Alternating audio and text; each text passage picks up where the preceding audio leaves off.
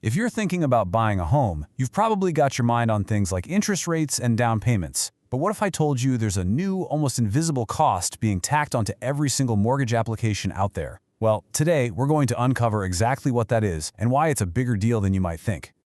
It all boils down to this number, $3. Now that might not sound like a lot, but this is roughly the extra cost that sources say is being quietly added to the price of pulling your credit report when you apply for a mortgage. And when you start to pull back the curtain, it tells a fascinating story about competition, timing, and ultimately, who picks up the tab. And this is why people in the industry are completely baffled. One credit report reseller who wanted to stay anonymous said this: "A second price hike this early in the year is just, it's not normal. It's raising a ton of questions. So what is actually going on?" Okay, so let's start with the event that kicked all this off. A sudden price increase from Experian, one of the big three credit bureaus.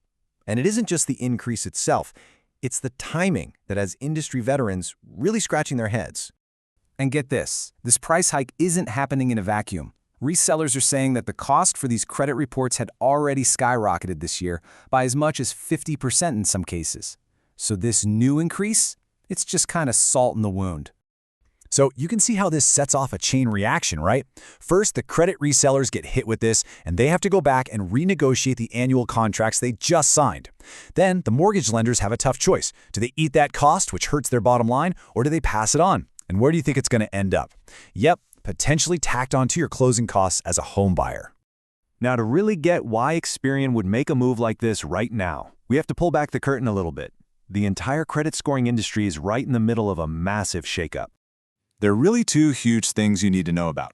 First, the federal agency that oversees Fannie Mae and Freddie Mac just gave the green light to a new credit scoring model called VantageScore 4.0. This is a huge deal because it's set to compete with the FICO score, which has dominated for decades. Second, a national ban on something called trigger leads just went into effect, and that cut off a pretty significant revenue stream for the bureaus. And this right here shows you the new battleground. For as long as most people can remember, FICO is the only game in town for mortgages. But now, you've got VantageScore 4.0 stepping into the ring as a real competitor. And here's the kicker. VantageScore is actually owned by the three credit bureaus themselves, Experian, Equifax, and TransUnion. So yeah, they have a very direct stake in its success. So what about those trigger leads I mentioned? Well, imagine this. You apply for a mortgage. The second you do that, the credit bureau takes your information and sells it as a hot lead to a bunch of other lenders, who then start blowing up your phone. It was a controversial practice, and now it's banned. Which means Experian just lost a product it used to sell for a profit. Okay, so what's Experian's side of the story? Well, as you might guess, they aren't exactly shouting from the rooftops that they're just hiking prices. Instead, they're framing this whole thing as a bold, strategic play designed to shake up the market. A spokesperson said, Experian is introducing a new strategic pricing structure. The official line is all about bringing more value and capabilities to their partners. Some pretty classic corporate speak. But what does that actually mean when you boil it down? Okay, so let's break down what this strategy seems to be. It looks like a three-part play. First, they make their own product, VantageScore 4.0, super cheap, maybe even free, to get lenders to start using it. Second, they hit them with pricing adjustments, which is just a nice way of saying they're raising the price of the core credit report itself. And third, they're bundling in other services, whether you want them or not.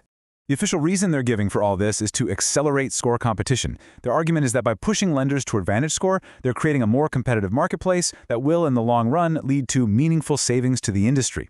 That's their story anyway. All right, so that's the official line from Experian. But, and this is a big but, critics are pointing to a huge catch here, one that specifically targets the mortgage industry and basically guarantees that someone has to pay more no matter which score gets used. And it all boils down to this one little rule, the try-merge mandate. Honestly, this is the absolute key to understanding why this whole price hike is so controversial and why it seems to be aimed squarely at the housing market. This chart says it all, really. If you go apply for a car loan or a new credit card, that lender usually only pulls your credit report from one of the three bureaus. But for a mortgage, nope. Lenders are required by law to pull your report from all three, Experian, Equifax, and TransUnion. They have no choice in the matter. And that reseller we heard from earlier, they put it really bluntly. Because mortgage lenders have to buy a report from Experian, they're basically a captive audience. They can't just decide to use Equifax or TransUnion instead. And critics argue that's exactly why Experian feels it can get away with raising the price on the main report without losing any business. So, what are we left with? Well, you've got two totally different stories trying to explain the exact same event. Is this really a smart move to boost competition in the long run, or is it just a savvy way to exploit a market that doesn't have any other options? Let's just put the arguments side by side. On one side, Experian claims this whole new structure is to promote competition. On the other, resellers say it's just passing higher costs to a captive market. Experian says, hey, the price cut on VantageScore will save you money. But resellers argue that the price hike on the overall report completely wipes out those savings and then some. It's a classic corporate standoff. And that leaves us with the big question at the end of all this. Is Experian really playing the long game here, trying to break up a monopoly with its own product, even if it creates some short-term pain? Or is this just a clever way to leverage a unique market rule to make up for lost revenue from things like trigger leads? That, my friends, is the $3 question that the entire mortgage industry is trying to answer right now.